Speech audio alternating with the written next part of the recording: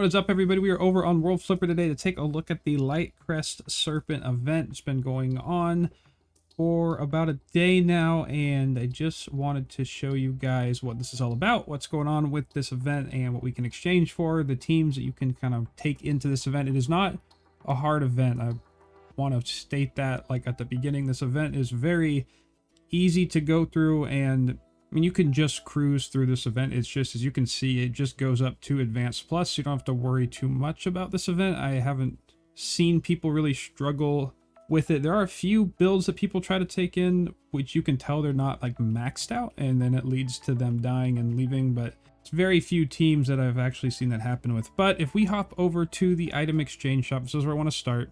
You actually have, I'll show you what I've purchased here already. You have these tier 4 mana board elements for both light and dark. So if you guys are trying to finish up mana boards, grab some more Amity Scrolls, this is a great way to do it because you are getting ×3 per purchase. So you're getting a grip of these T4 elements pretty much relatively very easily. It's not a lot of farming before you can like hop into the shop and grab these. So definitely pick those up as like literally free scrolls pretty much. You have armament tickets, you have summoning tickets, you have a 10-pull Gacha ticket in here as well. This was 10 single tickets you could purchase with the gray coins for the Lightcrest Serpent. You've got the 1 10x pull ticket here, so if you guys are staying free to play, you want to stock up on more summons, it's free summon, so grab these for sure. Then you have your EXP, your mana, you have stamina flasks, and then we have the weapons. And I have been farming just a little bit today. I haven't been going super crazy, and I want to show you guys. I've not purchased a Lightcrest bow yet. You can see it still has the first one in stock 15. As you guys can see here, I've gotten some of these bows to drop without even buying them. So I wouldn't even spend your coins immediately on these bows. If you're planning on farming this out the whole way, I would wait to see what you get in terms of like drop quantity and then purchase everything else in the store and then wait to get the weapons near the end, because I mean, they're dropping and I haven't had to spend any kind of currency on them yet. So just keep that in mind. I do want to cover what these weapons do though. So we hop on, we can take a look at the max version of this weapon here. We have when HP is recovered, 5% to skill damage for this unit up to a maximum of 100%. When battle starts, 10% to skill gauge for light units, and this unit gains immunity to attack debuff. This increases to a maximum of 200% skill damage, and then you get a increase to 20% skill gauge for light units, and that's what's going to be doing at that max awoken state. So this is a fantastic little weapon here, especially for slight skill damage teams, which is why this was shifted over to Elia, and the Elia team running the Lightcrest bow does the Arch EX runs faster. I've already finished the Arch EX up. I don't need anything else in there, so I'm not too concerned about putting that team together. But that is definitely a reason that this was so sought after, is because you are getting skill gauge, your light skills are going to be going off quicker, they're going to be doing more damage. It's a nice weapon. It's a great pickup. And then we have the Lightcrest shield. So this is kind of interesting here. If we take a look at the Lightcrest shield and we look at its maximum, oh, and these are dropping as well. Not as much as the bow was, but it is dropping. So if you guys want to just test your luck, see if you can get drops before having to actually purchase them, you can just wait it out. When the HP is recovered, we're going to get 3% to skill damage for this unit, up to a maximum of 60. Battle starts, 7.5 skill gauge for light units, and this unit gains immunity to dark resistance debuff. So this is interesting. This also is going to go to a maximum of 120%. And then to a maximum of 50% to skill gauge. I want to point out here that this dark resistance debuff immunity, if you go and look at the shield, it's there. If you go back and look at the Lightcrest bow, we take a look at the info, getting immunity to attack debuff. So these are actually different. And in the past cases, the 4-star version and the 5-star version kind of had similar effects with the same subtext. I mean, you look at the Shadow Flash Serpent Sword, and then the 4-star variant, they have the same gain immunity to Dispirit little subtext. What's so cool about this is if you're going into dungeons that are putting on debuffs, especially if you're going obviously into a dark dungeon with a light team, and they're trying to apply those dark debuffs onto your team, and you're using healers or you're using any kind of unit that is going to cleanse your debuffs off. If this is the only debuff that's being applied in whatever event or dungeon you're going into, you're now immune to it. You don't even have to worry about cleansing yourself and kind of stripping off those debuffs from your team.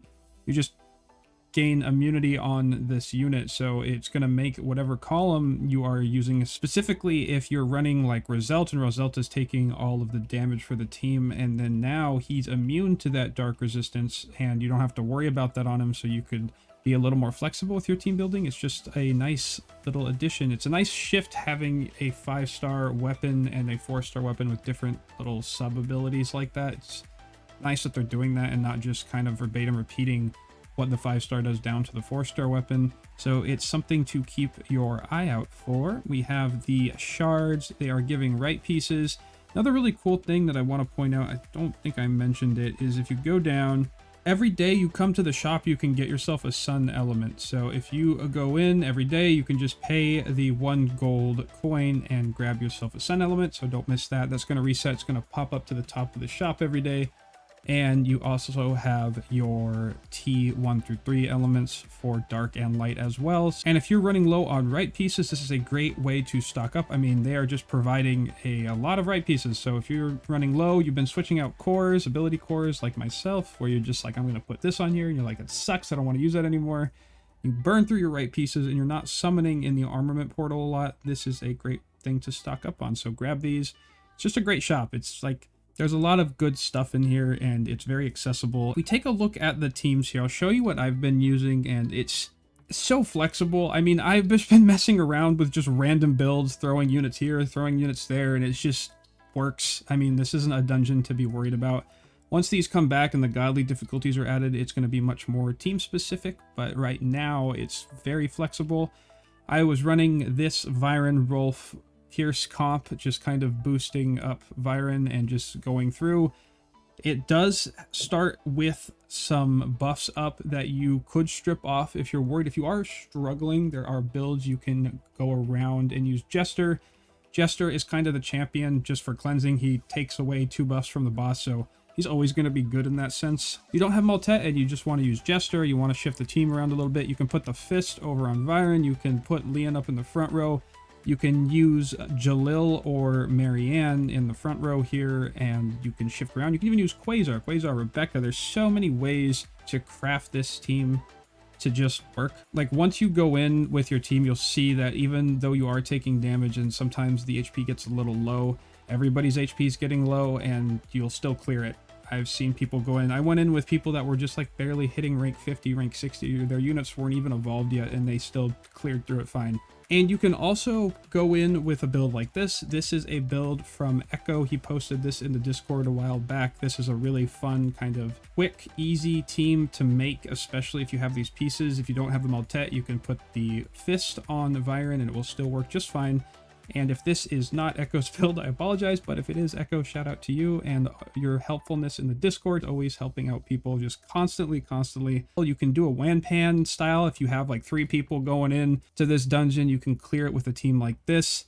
Once again, the souls are actually not right under the Murakumo and the Albert, but I'm not switching them for this because I'm just fine farming it with my Viren team. If you are going to do the Wanpan, you're going to put another Death's Tomb under the Albert, and then the Murakumo is going to have the Kaleido Drop underneath. And if you don't have the Maltet, again, you can use the Kaleido Drop as the weapon. So different ways you can run this, but this only really works if you have 3 people running the same team, kind of going through, trying to do that little one-shot style versus the Pierce Viren team. You can also use a Belsidia comp, Amity style build, cookie cutter, go in with low HP, do more damage. This team works as well. I had no problem using a team like this going into it. So you can really take whatever team you want. You could throw Jester, you can throw any on the team. I really don't think you guys are going to struggle with this, especially with how the other teams going in are also just going to carry you through if your team really is struggling that hard. The only times I've seen teams like this struggle is they go in with a team just like this, but their mana boards are not maxed at all. They have no way of kind of generating the damage and the gauge. And if you go and you see my have my mana board here maxed on this team. This is not something that I wanted to mess around with if I tried it. So if you're going in for a lower HP build like this to kind of do some big nuke damage that is going to consistently be going on throughout the run, this isn't just like a one-shot cannon, we're done team. This team survives through the whole thing, and if they do go down, they will resurrect and continue to go and do big damage, because the lower the HP is with Belcidia, as you guys know, Belcidia is going to do more damage. That's her whole gimmick. You have her doing HP for dark units is below 50% HP, 140% attack to the unit. You have Love boosting her up, and then the Falsh starts out by shooting the cannon, the 24/7 souls, and the 24/7 weapon bring your HP down. It's just this nice little team that works if everything is built right. But we're gonna hop in and just look at a fun run that I took this team into. This team is, it's not optimal, but it was fun. I mean, you could put Bianca behind the Rolf, you could put the Marianne and the Shisuzu, flip them around, but I wanted to run it like this just for fun. So we're gonna hop over to the run. So I really like Pierce in this fight because it's going to break through the little walls that he puts up. It's gonna fly through, hit all the breakpoints. He does this kind of like AoE energy circle where breakpoints appear all around him. So having a AoE Pierce team, you're gonna just clip through those and put him in a down state pretty fast. He has little homing missiles, kind of like the Reggie EX, the little death ball that chases you. He's got these as well. And we pop the 9 chain here and hit in the few millions. It's not crazy damage, but like I said, this event's not hard. I mean, it's not going to completely ruin your life. This isn't a godly level event. It's just a advanced plus boss events, and as like a budget skill boost damage team, you could run Quasar and get just the basic dark units stacked in there. Quasar, Marianne, Falsh, Liam, Rebecca. This is a quick, easy event to farm. Recommend you guys going in there and doing it. It's a lot of really good stuff in the item shop. So thank you guys again for stopping by and watching. Let me know how your Lightcrest Serpent runs are going. I appreciate all the feedback you guys give me. And if you are already done with this event, let me know what teams you are working on down below, what you are progressing towards next. I'm very curious to hear all about that. So thank you guys again for watching. And remember, if you smack that thumbs up, it'll help bring my rates up. Peace, guys.